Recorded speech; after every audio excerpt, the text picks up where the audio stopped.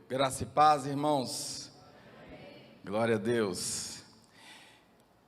Irmãos, ao saudá-los com a graça e a paz do Senhor, eu me refiro à paz que só Ele pode dar. Eu me refiro à paz que turva e que confunde qualquer entendimento. Eu me refiro à paz que nos permite estar descansados e confiantes, apesar de mais de 88 mil irmãos brasileiros terem tombados, vitimados da Covid-19. Eu menciono a graça, que é essa força divina, segundo a qual o próprio apóstolo Paulo diz, porque pela graça sois salvos mediante a fé. Isso não vem de vós, é dom de Deus. Falando dessa graça, Philip Yancey escreveu: não há nada que possamos fazer para Deus nos amar mais. Graça significa que não há nada que possamos fazer para Deus nos amar menos. A graça significa que Deus já nos ama tanto quanto é possível a um Deus infinito amar. Isso é graça. E é sobre essa graça, irmãos, hoje à noite, que eu assomo este altar, com temor e tremor diante do Senhor, sentindo ao mesmo tempo o grande privilégio de trazer aos irmãos a palavra comunicada pelo Senhor, mas também sentindo o peso da responsabilidade nos ombros, pelo que já peço desde já a intercessão dos irmãos, contando pois com esse apoio dos irmãos em oração, para que aquilo que o Senhor comunicou ao nosso coração seja fielmente entregue ao seu coração. Eu tenho convicção, irmãos, de que Deus tem, não eu, Deus tem uma mensagem especial para nós hoje à noite. E eu quero começar, o título da nossa mensagem é uma pergunta, e você e eu logo descobriremos essa pergunta na Bíblia. É uma pergunta que diz: onde você está? Onde você está?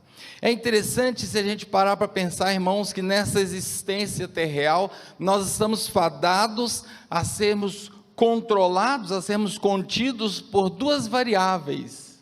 Já parou para pensar nisso? Tempo e espaço. E nós não nos livramos disso.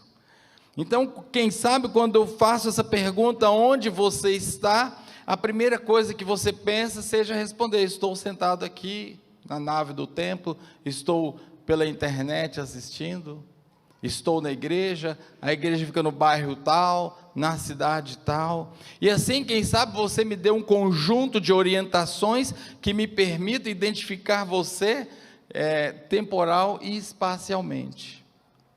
Mas ao fazer essa pergunta, onde você está? Eu quero ir muito mais além hoje à noite. Eu quero que pensemos não numa simples localização no tempo e no espaço, mas numa dimensão de diagnóstico situacional. Alguém escreveu que o diagnóstico situacional é de fundamental importância para o levantamento de problemas, que por sua vez fundamenta o planejamento estratégico situacional, que permite desenvolver ações focais mais afetivas em relação aos problemas encontrados. É nessa direção que eu penso e que te pergunto: onde você está? Quem sabe então nesse momento você pode pensar no seu aspecto familiar. Estou namorando, casei-me esse ano, me nasceu filhos, belo diagnóstico familiar. Quem sabe você pensa nos negócios e me fala em números e me fala em expansão, ou quem sabe até em retração, e você me dê um retrato dos seus negócios. Talvez você pense no diagnóstico situacional do seu trabalho. Talvez seja os estudos, aquilo que veio na sua mente. Final de ano, início de ano, tempo de pensar em formatura, passei no vestibular, fui aceito no mestrado. Isso é tudo muito importante. Mas também não é nessa direção que eu quero pensar com você hoje à noite. Quando eu penso em diagnóstico situacional, eu quero pensar hoje à noite com você, na minha e na sua vida cristã. Eu quero que pensemos hoje à noite na nossa vida cristã. Onde você está? Talvez você nunca tenha imaginado pensar na vida cristã como uma trajetória, como uma caminhada. E é interessante a gente notar que o próprio Jesus é que faz a seguinte menção, lá em João 14, versículo 15. Eu sou o caminho, a verdade e a vida. Ninguém vem ao Pai se não for por mim. Certamente que Jesus não pensava num caminho geográfico, nem mesmo se referia a essa instância física. Um caminho é para ser trilhado, é para ser caminhado. Então, talvez você comece agora a criar no seu imaginário, ao alcance dessa pergunta, se Jesus é um caminho, se nos está posto a proposta de caminhada. Então eu repito a pergunta: onde você está? O quanto você já caminhou efetivamente na sua vida cristã? É final do ano, época linda, né? Eu amo essa época, gente. Eu digo que Deus enche de luzes por causa do meu aniversário. Não é o aniversário de Jesus, é o meu. Daqui a 10 dias. Mas é uma época interessante, corre no ar essa atmosfera de expectativa, é um final de um tempo, início de um tempo novo, as esperanças se renovam, os votos, os alvos, as metas. Talvez seja um tempo oportuno para nos perguntarmos, onde estamos em termos de vida cristã, ou onde estivemos em 2020? Qual é o diagnóstico situacional da sua e da minha vida cristã? Essa pergunta que o Senhor traz para nós hoje à noite. Nós estamos acostumados, meus irmãos, a imaginar um cristianismo estanque e automático. Nessa época de fast food e coisas rápidas, nós imaginamos um cristianismo empacotado, pronto. Aceitei Jesus, está tudo certo. Já tenho a minha vida cristã. Quero que você perceba hoje que não é exatamente assim. Nós vivemos um tempo que não se fala mais em buscar o Senhor. Nós vivemos um tempo que falar em santidade é meio cafona. Nós vivemos um tempo de crise de valores. Os conceitos são relativizados. E diante de qualquer perguntinha, a gente lá está respondendo um depende. Os valores e conceitos absolutos estão se perdendo. É um tempo que não se gasta mais tempo com a palavra de Deus, não se lê mais. Que maravilha foi hoje de manhã, irmãos, a palavra do pastor Edson, nos estimulando a ler a palavra de Deus, aniversariante do dia de hoje. Não se ora mais. Já pararam para pensar nisso? A oração se tornou uma espécie de ferramenta quando eu passo aperto. Passei qualquer aperto, opa, orem por mim, estou orando, e aí eu lembro da oração. Vai tudo bem? Não oro. Esse é o pano de fundo sobre o qual nós vamos tentar responder hoje. Onde você está? E eu quero convidar vocês, meus irmãos, a abrirem a palavra de Deus. Eu vou tomar por base 3 textos da palavra de Deus, que embasarão nossa fala hoje à noite. O primeiro texto se encontra lá em Gênesis, capítulo 3, leremos os versículos 8 e 9. O cenário aqui, irmãos, é o capítulo 3 de Gênesis, ele descreve a queda, aquele momento terrível e triste, quando Satanás vem na forma de uma serpente, engoda o homem, primeiramente Eva, depois Adão, e o homem então cai em pecado. Diz assim a palavra de Deus, nesses 2 versículos, eu vou ler a nova versão transformadora. Quando soprava a brisa no entardecer, o homem e sua mulher, se referindo a Adão e Eva, ouviram o Senhor caminhando pelo jardim, e se esconderam dele entre as árvores. Então o Senhor chamou o homem e perguntou: onde você está? Essa é a pergunta que inspirou, meus irmãos, no título da nossa mensagem hoje. E assim como Deus perguntou a Adão, hoje nós somos perguntados pelo Senhor, não por mim, perguntados pelo Senhor: onde você está? O segundo texto aqui que nós vamos fazer menção hoje, meus irmãos, é o nosso queridíssimo Salmo 23. Os irmãos sabem o quanto amo o Salmo 23. E é absolutamente pertinente olharmos para o Salmo 23 na busca dessa resposta do nosso diagnóstico situacional da vida cristã. Diz assim essa conhecidíssima perícope da palavra de Deus: o Senhor é o meu pastor, nada me faltará. Deitar-me faz em verdes pastos, guia-me mansamente às águas tranquilas. Refrigeras a minha alma. Guia-me pelas veredas da justiça, por amor do seu nome. Ainda que eu andasse pelo vale da sombra da morte, eu não temeria mal algum, porque tu estás comigo. A tua vara e o teu cajado me consolam. Preparas uma mesa perante mim, na presença dos meus inimigos. Unges a minha cabeça com óleo, e o meu cálice transborda. Certamente que a bondade e a misericórdia do Senhor me seguirão todos os dias da minha vida, e habitarei na casa do Senhor por longos dias. Que texto maravilhoso, irmãos, que texto maravilhoso. O terceiro texto agora é a fala de Paulo, que se encontra lá na segunda carta a Timóteo, no versículo 4, no capítulo 4, nos versículos 6 e 8. Diz assim: porque já estou sendo oferecido por aspersão de sacrifício, e o tempo da minha partida está próximo. Isto é Paulo, já velhinho, final da vida, sentindo que chegava ao fim da sua carreira na terra, ele que fala. E veja que forte é, e eu vou mostrar para os irmãos como isso corre paralelo com o Salmo 23, que forte é essa expressão: combati o bom combate, acabei a carreira e guardei a fé. Desde agora a coroa da justiça já me está guardada, a qual o Senhor, justo juiz, me dará naquele dia.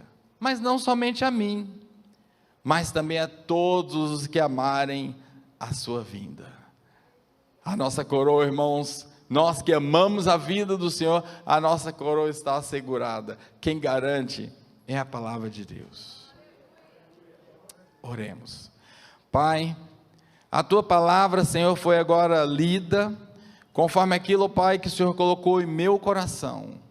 E eu quero te pedir, Senhor, que não eu, mas que o Senhor mesmo, através da ministração do teu Santo Espírito, ó Pai, possa ter plena e total liberdade nesse instante, Senhor. Que a tua palavra seja, apesar de nossas limitações, plenamente comunicada, Senhor, da forma como o Senhor quer que seja comunicada, e que faça efeito, e que haja transformação, Senhor, e que nós possamos estabelecer novos alvos para a nossa vida cristã, e que nós possamos nos colocar em caminhada, essa jornada que nos está sendo proposta por Ti mesmo, Senhor. Oramos confiadamente, em nome de Jesus. Amém. Esses dois últimos textos, irmãos, o primeiro texto, então, é essa cena em que o Senhor inquire a Adão: onde você está? O que o Senhor está perguntando e está fazendo Adão refletir é um diagnóstico situacional. Deus sabe onde que Adão estava ali atrás daquelas folhinhas, pensando que podia se esconder de Deus. Ele sabia disso. Mas o que o Senhor quis que Adão caísse em si e fizesse um diagnóstico situacional. Os outros dois textos, irmãos, o Salmo 23, de uma forma extremamente poética, ele descreve uma antologia da vida cristã. Eu já disse, os irmãos sabem, há uma cinética embutida no Salmo 23. Uma cinética que revela o hábito, o costume agropastoril daquela época. Nós estamos falando de uma região desértica, onde vivia Davi, na casa de seu pai, a casa do senhor Jessé. E naquela região desértica, os extremos de temperatura eram muito grandes, o inverno era muito intenso e o verão também. No inverno, eles precisavam recolher as ovelhas para junto da casa, e muitas vezes para dentro da própria casa, para que elas não morressem de frio. Iniciava-se então a primavera, aquelas ovelhas eram soltas ali, cuidadas pelos próprios membros da família que a pastoreavam, nos arredores da casa. Logo aquela passagem escassa ao redor da casa se esvaía, e então a trajetória pelo deserto precisava ser encetada em rumo aos planaltos verdejantes, que agora perderam neve e estão plenos de verdura, alimento adequado para as ovelhas. E essa descrição poética do Salmo 23 mostra exatamente, irmãos, a trajetória que é e que deve ser a vida cristã. Vou fazer um paralelo. E Paulo, da mesma forma, olha para trás a carreira que ele mesmo fez, a trajetória que ele mesmo fez, e diz: combati o bom combate, acabei a carreira e guardei a fé. E agora minha visão está na coroa que está me sendo proposta. Salmo 23 da mesma forma. Salmo 23 parte de uma declaração profética, uma decisão, uma declaração forte: o Senhor é o meu pastor. E a partir daí ele fala de águas tranquilas, ele fala de refrigério de alma, típico de quem atravessa o deserto. As águas são os oásis, lugares isolados, fazendo um contraste com aquela sequidão e aridez do deserto. Até que depois de passar por peripécias subindo a montanha, chegava-se então aqueles platôs, que simbólica e poeticamente Davi assemelha-se com o gozo da ceia do Senhor. É esse estabelecimento, é essa comparação, é esse paralelo que faremos hoje à noite. Então, ao pensarmos no diagnóstico situacional da nossa vida cristã, há 4 estágios, irmãos, há 4 lugares, há 4 instâncias nas quais nós podemos nos localizar ao longo da nossa vida. A primeira instância eu chamo de cercanias ou arredores da casa, e simbolicamente a casa representa o mundo. Naquele momento em que se diz, o Senhor é o meu pastor, há um paralelo com o momento da conversão, em que eu digo, o Senhor é o meu Salvador, e isso é tudo para mim. Estou indo embora dessa casa, porque agora eu tenho uma caminhada à frente. Então, o primeiro ponto, o primeiro espaço, o primeiro estágio, onde nós podemos nos encontrar, é exatamente essa proximidade, essa cercania da casa. É interessante nós notarmos que João, escrevendo o seu Evangelho, capítulo 3, versículo 17, diz: porque Deus enviou o seu Filho, não para que condenasse o mundo, mas para que o mundo fosse salvo por ele. Interessante, há um interesse em nos retirar daquela casa, há um interesse do Senhor em nos encetar caminhada rumo àquele platô mais elevado. Muito interessante isso. Paulo, escrevendo uma das suas cartas, diz: eu, irmãos, já não pude mais falar como a espirituais, mas como a carnais, como a meninos em Cristo.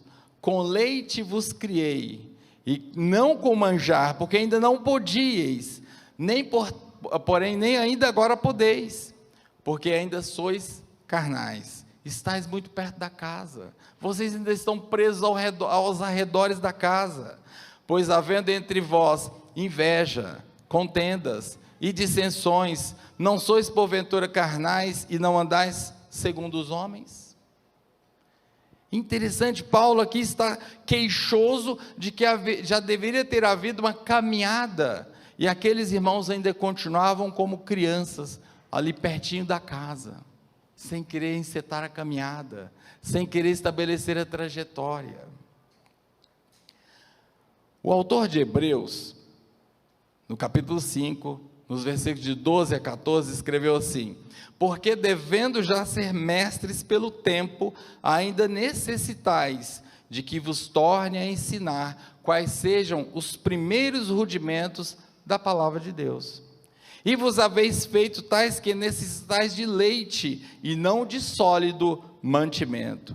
Porque qualquer que ainda se alimenta de leite, não está experimentado na palavra da justiça, porque é menino. Mas o mantimento sólido é para os perfeitos, os quais, em razão do costume, têm os sentidos exercitados para discernir entre o bem e o mal. Interessante, porque o que o autor de Hebreus está dizendo aqui seria que, se fizéssemos uma comparação com o nosso mundo acadêmico moderno, é como se dissesse: ei, você agora, ao final daquele tempo que já poderia estar defendendo a sua dissertação de mestrado, pensando no seu doutorado, você ainda está falando que questões podem cair no vestibular. Pelo tempo, vocês já deviam ter desenvolvido. Há, portanto, uma expectativa, irmãos. Há, portanto, uma proposta de caminhada. Não podemos ficar sentados à beira do caminho. Há um chamado na vida cristã. Há uma trajetória, irmãos. O seu e o meu diagnóstico situacional não pode ser as cercanias da casa. As cercanias da casa é para quem acabou de aceitar Jesus. A cercania da casa é para quem iniciou agora a vida cristã. Não há automatismo, não adianta eu ter 30 anos de vida cristã, e se eu não trabalhar nessa progressão, eu vou continuar nas cercanias da casa. Interessante a gente notar isso. A coisa pode piorar, irmãos. Lá em Apocalipse capítulo 3, versículo 20, João está transcrevendo a carta que ouviu ao anjo da igreja de Laodiceia. E vejam só que interessante: eis que estou à porta e bato. Se alguém ouvir a minha voz e abrir a porta, entrarei em sua casa, e com ele cearei, e ele comigo. Eu sei que você e eu estamos acostumados a ouvir esse texto em pregações evangelísticas, e é realmente muito apropriado para isso. Mas eu quero lembrar-nos de que esta carta é direcionada a uma igreja. E que terrível é, irmãos, imaginarmos e admitirmos que Jesus está nesta igreja do lado de fora, batendo, querendo entrar na igreja. Porque aqueles irmãos mais amaram a casa, que é o mundo, do que a trajetória que havia sido proposta para eles. Que coisa séria. Estão salvos, não há dúvida, mas repreenderam as cercanias da casa, fizeram lá um puxadinho, estão morando folgadamente, não querem enfrentar a trajetória, não querem enfrentar as intempéries do caminho. Quão longe da casa você e eu nos encontramos? A cercania da casa é lugar de quem ama o mundo. E eu quero rapidamente, irmãos, mostrar para vocês 4 sinais de quem está com o seu diagnóstico situacional de vida cristã nas cercanias da casa. O primeiro sinal é que o cristão habitante das cercanias da casa se move por inveja. O cristão habitante das cercanias da casa se move por inveja. Segundo sinal, o cristão habitante das cercanias da casa se envolve em contendas. Está no texto que acabamos de ler. Terceiro sinal, o cristão habitante das cercanias da casa se posiciona segundo dissensões e partidarismos. Quanto grupinho! Quanta divisão nós temos hoje nas nossas igrejas, irmãos. Será que estamos mesmo caminhando? Será que nós estamos mesmo numa vida cristã pujante, encarando a trajetória que nos está proposta? Ou o nosso arraial está posto junto à casa e não nos desenvolvemos muito, e não nos separamos muito do mundo? O cristão habitante, quarto sinal, das cercanias da casa, ama as coisas do mundo. Eu acho muito significativo esse sinal, irmãos. Talvez seja essa a explicação da igreja moderna tão parecida com o mundo. Nós começamos a admitir que não tem tanto problema assim a balada. Nós começamos a admitir que não tem tanto problema assim aquela olhadinha na pornografia do computador ou da televisão. A gente começa a admitir que não tem problema aquele comportamento parecido com o do mundo. Vida sexual livre, é novos tempos, e daí? Amamos mais o mundo do que a Deus. Nosso arraial está posto junto às cercanias da casa.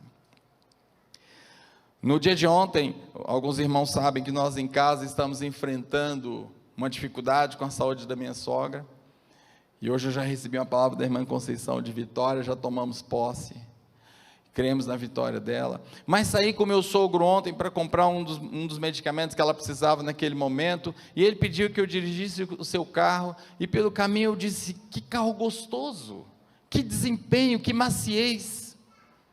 Meu sogro, quem conhece o pastor Oni sabe do que eu estou falando, sábio como sempre, respondeu, é nosso. Até aí, fala comum, né? É nosso, enfim. E ele completou, é do reino. Mal sabe meu sogro o significado daquela palavra para mim. Olha que desprendimento, irmãos, olha que desapego material. Esse carro é do reino, eu recebi do Senhor, tem que ser para promover o reino. Maravilha. O materialismo e o prazer pelas coisas do mundo caracterizam os moradores dos arredores da casa. Não ameis o mundo, nem o que no mundo há. Se alguém ama o mundo, o amor do Pai não está nele. 1 João 2, versículo 15. E é na verdade, irmãos, uma luta, porque o mundo nos atrai. A casa é gostosa, as cercanias são confortáveis, a visão do deserto, a visão da caminhada é desanimadora, há tudo ao largo da casa. Paulo conseguiu transcrever muito bem essa crise entre o amor de estar próximo da casa, a atração da casa e a necessidade de caminhada. Porque o que eu faço, não o aprovo. Romanos 7, a partir do versículo 15. Pois o que eu quero, isso eu não faço, mas o que eu aborreço, isso eu faço. Porque eu sei que em mim, isto é, na minha carne, não habita bem algum, e com efeito o querer está em mim, mas não consigo realizar o bem. Porque não faço o bem que quero, mas o mal que não quero, esse é o que eu faço. Ora, se faço o que eu não quero, já não o faço eu, mas o pecado que habita em mim. Acho então que esta lei em mim, que quando quero fazer o bem, o mal está comigo, porque segundo o homem interior, tenho prazer na lei de Deus, mas vejo nos meus membros outra lei que batalha contra a lei do meu entendimento, e me prende debaixo da lei do pecado que está nos meus membros. Miserável homem que sou, quem me livrará do corpo desta morte? Meus irmãos, romper com o mundo é uma questão essencial da vida cristã. Romper com o mundo, vencer o mundo e sair das cercanias da casa é a essência da batalha espiritual. Se você não sente essa luta, se você ama as coisas do mundo, desculpe te dizer, o seu diagnóstico situacional é exatamente ao redor da casa. E a palavra de Deus nos adverte, Romanos capítulo 12, versículo 2, não vos conformeis, não tomeis a forma, não sejais segundo os moldes, não vos conformeis com esse mundo, mas transformai-vos pela renovação do vosso entendimento, para que experimentais qual seja a boa, agradável e perfeita vontade de Deus. A mensagem do Senhor para nós hoje é clara, é urgente, saia das cercanias da casa, imediatamente.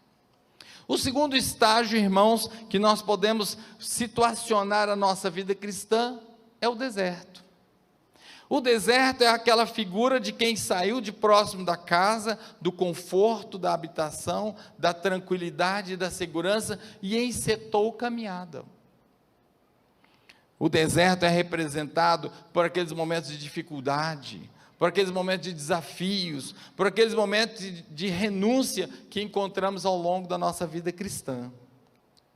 Caminhar passando pelo deserto significa romper com a atração da casa a cada dia. É interessante que o próprio Jesus, ao falar de caminho, ele descreve que o caminho não será gostoso, que o caminho do deserto não é agradável. Olha só, entrai pela porta estreita, porque larga é a porta e espaçoso o caminho que conduz à perdição. Estou lendo Mateus capítulo 7, versículo 13. E muitos são os que entram por ela, e porque estreita é a porta e apertado o caminho que leva à vida, e são poucos os que nela entram. É esse caminho apertado que Salmo 23 vai chamar das veredas da justiça, nessa proposta de caminhada. Interessante que o próprio Jesus, e está registrado em João capítulo 16, versículo 33, o próprio Jesus que diz: no mundo tereis aflições, no mundo passaremos por desertos, mas tende bom ânimo, eu venci o mundo. Se o deserto é uma passagem, irmãos, se o deserto está na nossa trajetória, o Senhor provê oásis. E é o que Salmo 23 diz ao dizer que há passos verdejantes e águas tranquilas, onde Ele nos leva e nos refrigera a alma, nos refaz para novamente nos lançarmos em direção à caminhada. Interessante, quando falamos de deserto, quando falamos de sofrimento, quando falamos dessas situações desagradáveis pelas quais nós passamos, nós precisamos admitir uma ideia muito prevalente em nosso meio, uma ideia prevalente no imaginário cristão evangélico, de que vida cristã é sinônimo de sofrimento. Vida cristã é sinônimo de sofrimento. Talvez seja importante, irmãos, nesse momento, nós entendermos que há 4 tipos de sofrimentos pelos quais podemos passar em nossa vida. 4 tipos. Gravem isso. O primeiro tipo de sofrimento é aquele sofrimento induzido por ação de Satanás. Sobre isso a palavra de Deus é clara quando diz: resisti ao diabo e ele fugirá de vós. Nós não precisamos sofrer ação do inimigo. Isso não é proposta do Senhor para nós. A segunda situação, meus irmãos, que podemos passar de dificuldade, de deserto na nossa vida, são as correções de Deus. Observe o que está escrito em Hebreus capítulo 12, versículo 6, porque o Senhor corrige o que ama, e açoita qualquer um que recebe por filho. Interessante isso. Ao passarmos por deserto, irmão, nós precisamos discernir que tipo de deserto é esse. Isso é ação de Satanás na minha vida? Isso é correção de Deus? E aí vão os 2 outros tipos. O sofrimento, terceiro tipo, pode ter sido resultado do desafio de leis naturais. Imagine os irmãos que amanhã eu resolva que a lei da gravidade não me atinge, e resolvo então dar um salto do nosso apartamento no 5º andar. Vão catar meus pedacinhos lá embaixo, porque existe uma lei sobre a qual nós todos estamos colocados, que é a lei da gravidade. Eu vou dizer que foi a ação de Satanás? Eu vou dizer que Deus está me corrigindo? Ele pode até corrigir para eu não fazer mais isso, mas aquele trauma é resultado do desrespeito a uma lei natural, a lei da gravidade. E a quarta modalidade, irmãos, de sofrimento, é quando nós caímos na lei da semeadura e da colheita. A palavra de Deus diz assim: Deus não se deixa escarnecer, está lá em Gálatas 6, o que o homem semear, isso também colherá. E é interessante que não apenas colhe com a mesma espécie, mas colhe em quantidade e intensidade. Interessante isso. E muitas vezes existe um delay de tempo. Ninguém planta um milho hoje e amanhã quer ver uma espiga pronta. Vai levar um tempo. Mas nisso, Deus não se deixa escarnecer. O que o homem semear, isso também colherá. Então, irmãos, diante de uma situação aflitiva, diante da passagem por um deserto, a primeira coisa que nós precisamos fazer é tentar caracterizar qual desses 4 tipos de situações eu estou atravessando. E lembrar-nos que deserto é passagem, não é destino. Eu vou repetir, deserto é passagem, não é destino. O deserto não é a nossa moradia, assim como as cercanias da casa também não é a nossa moradia. Paulo, depois de viver um zênite surpreendente, quando pôde pregar por todo o mundo conhecido à época, quando pôde pregar a reis e governadores, agora velhinho, final da vida, sentindo o nadir da sua própria existência, ele olha para trás e diz: combati o bom combate, lutei contra o mundo, me desapeguei das cercanias da casa, meti a cara na trajetória, enfrentei desertos mais do que ninguém, ele mesmo que fala isso, e completei a carreira. Que diagnóstico situacional maravilhoso, irmãos. Eu completei a carreira. Onde você está, Paulo? Eu estou no final da minha carreira, eu completei aquilo que me foi proposto, e agora me resta a expectativa, agora me resta a esperança da coroa que me está prometida.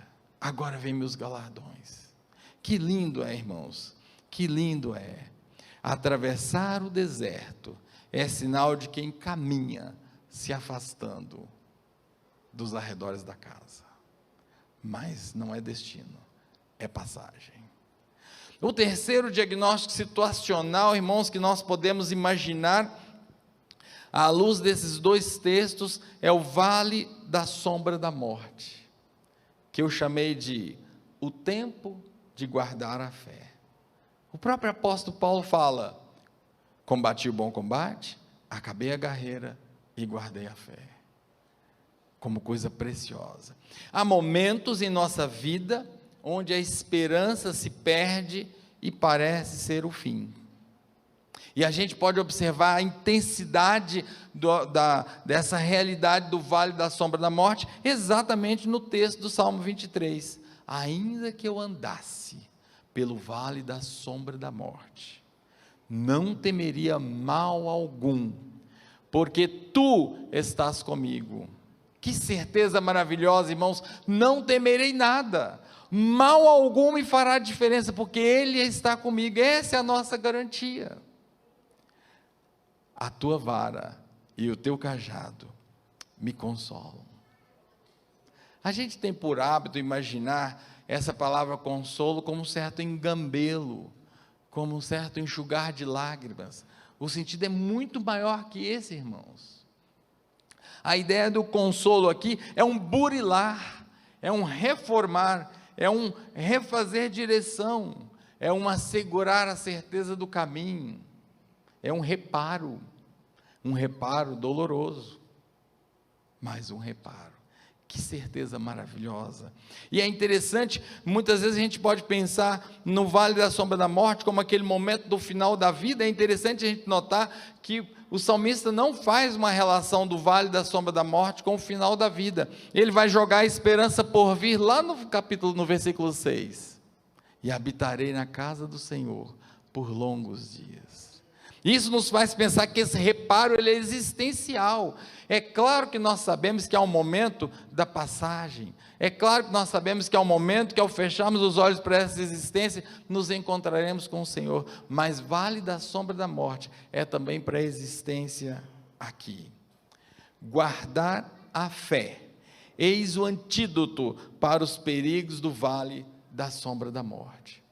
Aqueles pastores, meus irmãos, ao fazerem as ovelhas subirem por aquelas escarpas íngremes, tinham à sua volta escorpiões, serpentes extremamente venenosas, leões da montanha prontos a abocanhar as ovelhas. As próprias ovelhas poderiam resvalar o pé em pedra e cair lá embaixo. Vale da sombra da morte. Estou indo, neste momento, para a UTI, devido ao agravamento do meu quadro de Covid-19. Ficarei incomunicável, mas desde já agradeço aos amigos pelas orações. Peguei esta doença fazendo o que eu mais amo na vida, cuidando dos meus pacientes com amor e dedicação. Faria tudo outra vez. Sei que meu Deus é soberano sobre todas as coisas. Os seus caminhos e propósitos são sempre justos. E que no fim de todas as coisas, tudo contribui juntamente para o bem daqueles que amam a Deus, daqueles que são chamados segundo o seu propósito. Esta foi uma mensagem postada pelo Dr. Lucas Pires Augusto, vocês devem ter acompanhado na mídia por aí, 32 anos de idade, neurocirurgião, pouco antes de tombar, vitimado por complicações da Covid-19. E o que nós podemos perceber claro nessa mensagem, irmãos, se não essa certeza, eu estou indo para a UTI, ficarei incomunicável, ficou mesmo, né? Meu quadro agravou, tenho consciência de todas as coisas, mas eu tenho uma certeza, eu tenho uma segurança. E que maravilhoso, irmãos, a gente olhar para esta mensagem e imaginar essa cena como aconteceu com 180 mil pessoas no Brasil.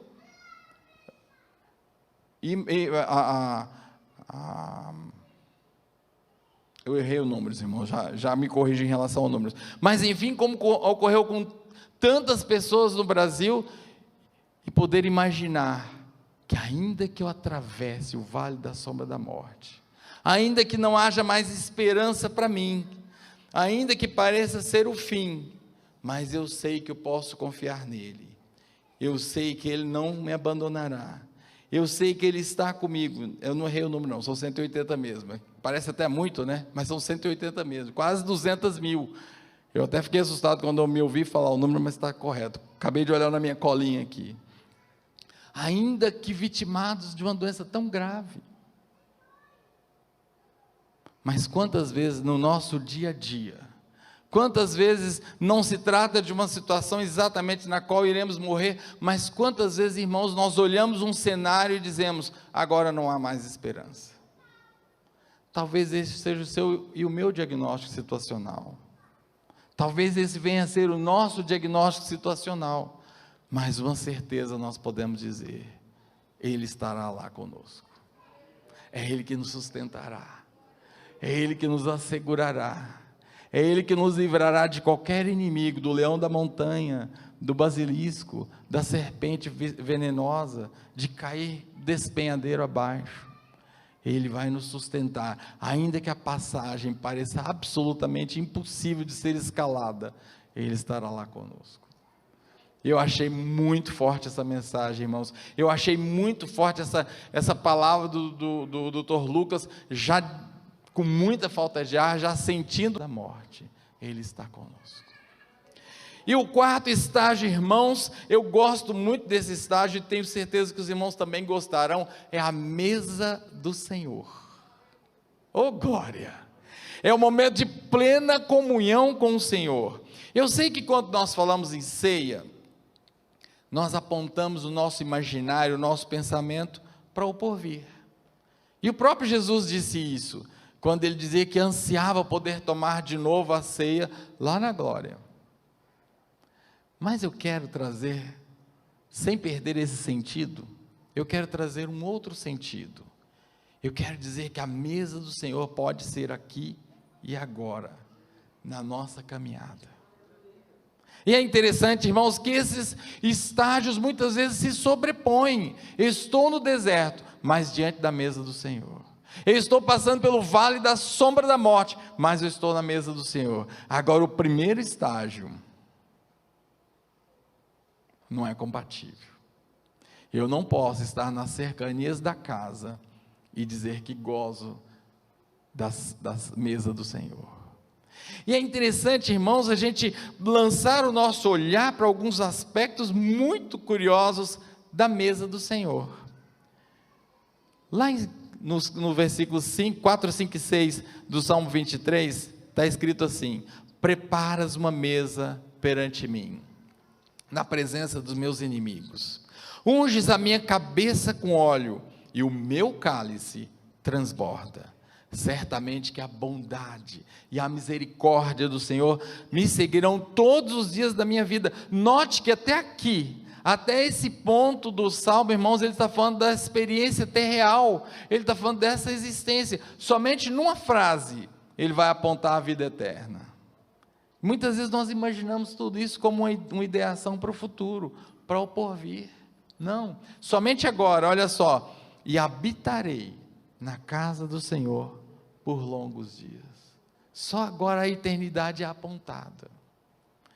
Então, essa cena da qual se discute muito, os teólogos muito se degladiam a respeito do que significa essa mesa, que inimigos são esses, mas certamente, sem entrar nos meandros da discussão teológica, certamente o que Davi está se referindo é que agora chegaram ao platô, agora chegaram àquela montanha onde a vegetação é viçosa, aquela vegetação absolutamente suculenta, que vai fazer com que a ovelha engorde.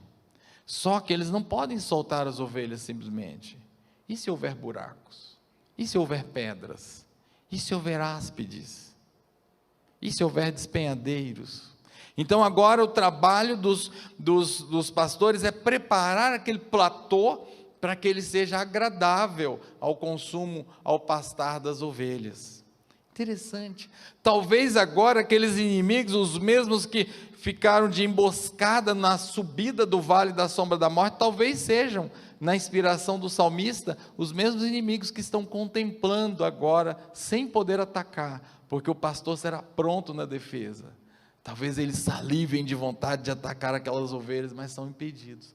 Talvez seja essa inspiração. E é interessante que havia um hábito de ungir a cabeça da ovelha, porque naquele momento em que ela começava a pastar, também se coincidia com o período do cio, em que os machos davam cabeçadas entre si.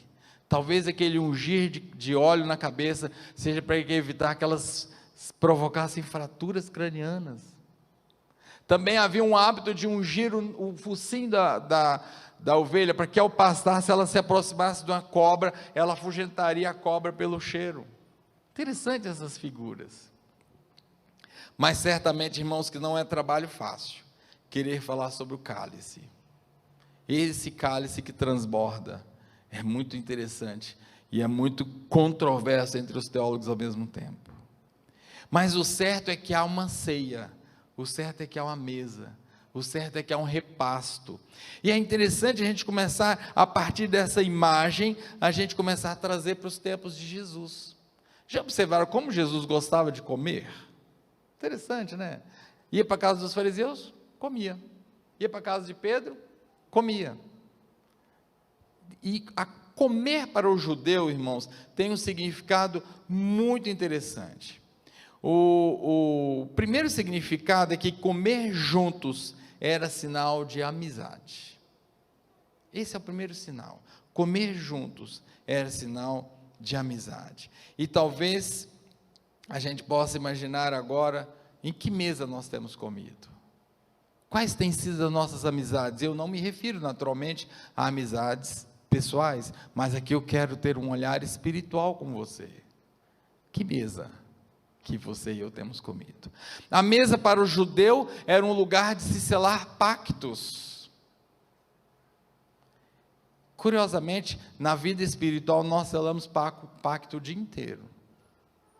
Precisamos ter consciência de que pactos eu e você temos selados. Mas ainda mais significados há quando se comia junto, era um reconhecimento de que o alimento era uma bênção dos céus. Interessante. Nos próprios dizeres da Páscoa judaica, havia um momento em que se enaltecia o trigo, produto da bênção do Senhor, e a uva que o Senhor permitira que crescesse e produzisse. Um reconhecimento de que o alimento é fruto da vida, é fruto da bênção do Senhor. E aí a pergunta que cabe, irmãos, em nossa vida cristã, será que nós temos reconhecido que tudo vem do Senhor? Será que nós temos reconhecido que não é a força do nosso braço, não são as nossas habilidades, não são pelos nossos exercícios maravilhosos, mas tudo que temos, tudo que somos, vem dEle, por Ele, e é para Ele. Há que se dizer isso. Sentar à mesa do Senhor é também fazer esse reconhecimento.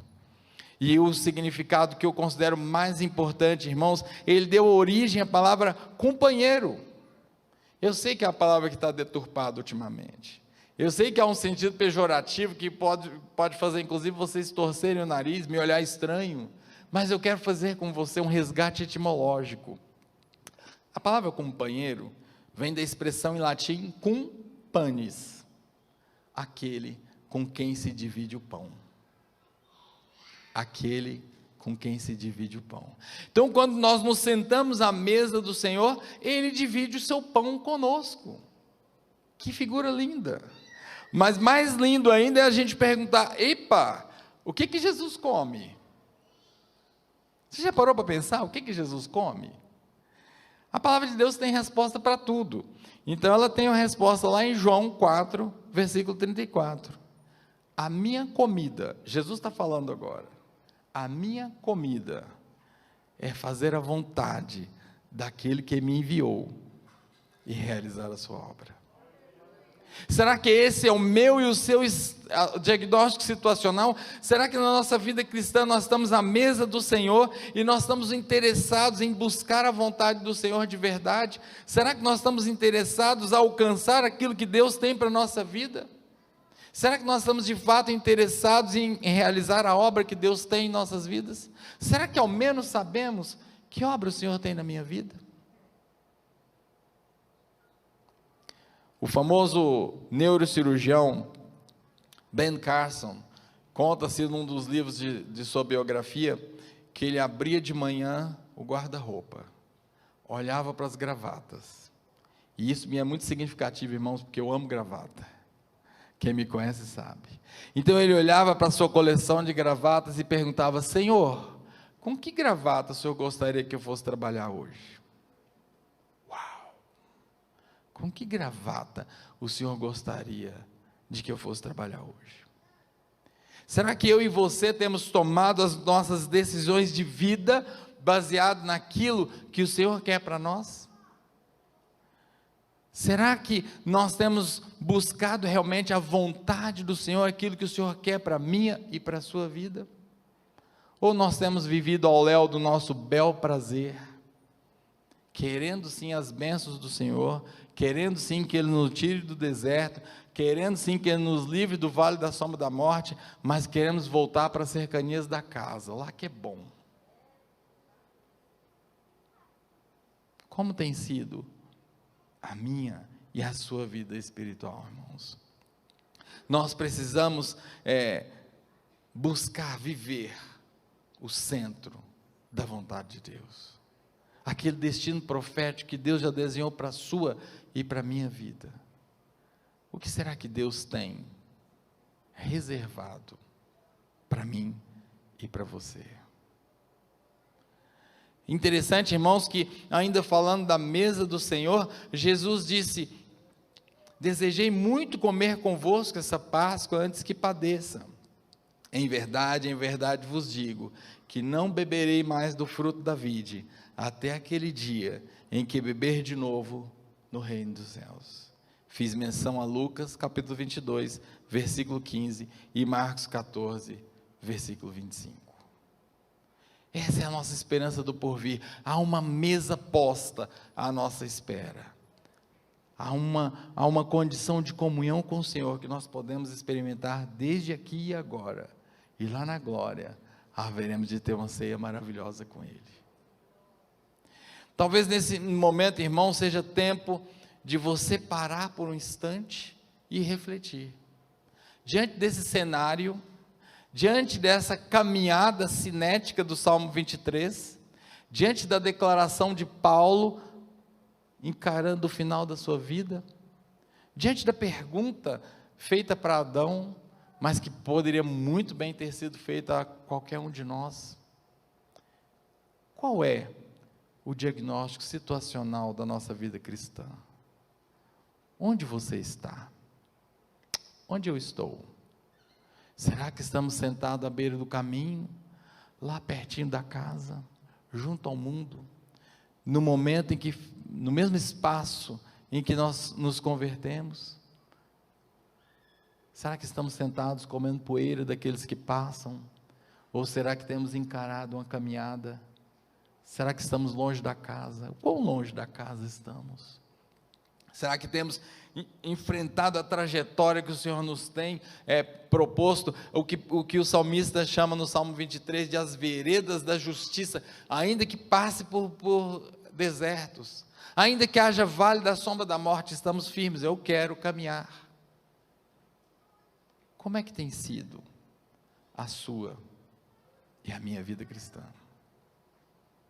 Eu não quero que você me responda, eu não quero que você faça nenhum tipo de manifestação, mas eu quero que honesta e sinceramente, você coloque diante de Deus, qual é o seu diagnóstico situacional? Junto da casa? Apresentando-se semelhante ao mundo? Naquela situação grave que Jesus está de fora, batendo a porta, querendo entrar? Será que o nosso diagnóstico é o segundo diagnóstico? Estamos no deserto? Estamos levando surra de Deus, porque não emenda a vida, Deus continua corrigindo porque Ele ama. Lembre-se que deserto é passagem, não é destino. O terceiro estágio, irmãos, é o estágio do vale da sombra da morte. Quando as esperanças desaparecerem, quando o horizonte não mostrar saída nenhuma, lembremos-nos, Ele é a nossa saída. Ele é a garantia absoluta de companhia e de segurança. Quem sabe o seu diagnóstico seja exatamente o quarto estágio. Quem sabe o seu diagnóstico seja esse momento da mesa do Senhor. Glória a Deus por isso. Considere diante do Senhor. A palavra de Deus diz: quem está de pé, veja que não caia. Não há proposta, irmãos, de retrocesso. Uma vez caminhando e passando pelo deserto, não se imagina voltar às cercanias da casa. Uma vez alcançada a mesa do Senhor, não se pensa na volta. A trajetória da vida cristã é um caminho sem volta. Como o próprio apóstolo Paulo diz: eu estou caminhando rumo a ser varão perfeito. Não que eu já o tenha alcançado, mas continuo firme na caminhada. Essa é a mensagem que o Senhor colocou em meu coração hoje à noite, irmãos. Essa é a mensagem que me impactou, confesso aos irmãos, profundamente, e que eu peço ao Senhor que faça muito sentido na vida de vocês também. Que o diagnóstico situacional não seja só um momento, não seja só um breve pensamento enquanto você está ouvindo tudo isso, mas que o diagnóstico situacional da nossa vida cristã seja uma preocupação constante. João, certa vez, passando por Jesus, os discípulos deram aquela olhada, viram que havia mais discípulos com Jesus do que com João, e disseram preocupados: João, você está vendo como ele está desenvolvendo? João, você está vendo como a comitiva dele faz mais sucesso que a nossa? Que mais pessoas seguem ele do que a gente? João diz uma coisa maravilhosa: importa que ele cresça e que eu diminua. Importa que meu eu seja aniquilado, mas que ele sobressaia em mim. Importa que as minhas origens lá na casa, do mundo onde eu saí, sejam esquecidas, e que a cada dia surja em mim um varão perfeito, aperfeiçoado segundo o coração de Deus. Que essa seja, meus irmãos, a minha, a sua, a nossa realidade. Que não sejamos igreja que apenas garante a salvação, mas que nós garantamos a cada dia o desenvolvimento, o quilate da nossa vida espiritual. Amém? Vamos orar. Pai, a Tua palavra, Senhor, nesse instante foi mencionada, Pai, segundo aquilo que o Senhor propôs em meu coração, segundo aquilo, ó Deus, que o Senhor falou desde o primeiro momento, ó Deus, quando eu recebi esse convite, Senhor. Pai, eu sou imperfeito, eu sou impuro, Senhor, mas eu peço que o Teu Santo Espírito, ó Pai, aperfeiçoe essa palavra que não é minha, mas Tua, Senhor.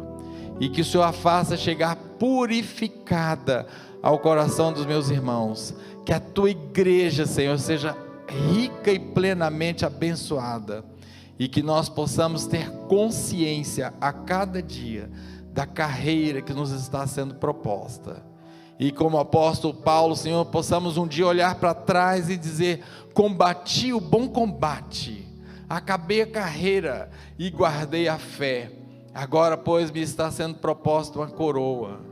Essa deve ser, Senhor, a nossa fala, a nossa oração, o retrato da nossa vida cristã, Senhor. Abençoa a Tua igreja, Senhor. Livra-nos, ó Pai, de sermos mundanos, Senhor. Livra-nos, ó Pai, de sermos amoldados ao mundo, mas que nós sejamos transformados a cada dia, Senhor, pela ação soberana do Teu Santo Espírito. Teu Santo Espírito, ó Pai, tem total liberdade de atuação entre nós. Transforma a Tua igreja, Senhor, transforma-nos a cada dia, Senhor, que sejamos amanhã melhores do que ontem, ó Pai, todos os dias da nossa vida, até aquele dia, ó Pai, em que habitaremos tranquila e seguramente na casa do Senhor, em nome de Jesus, amém. Amém, queridos, que Deus abençoe.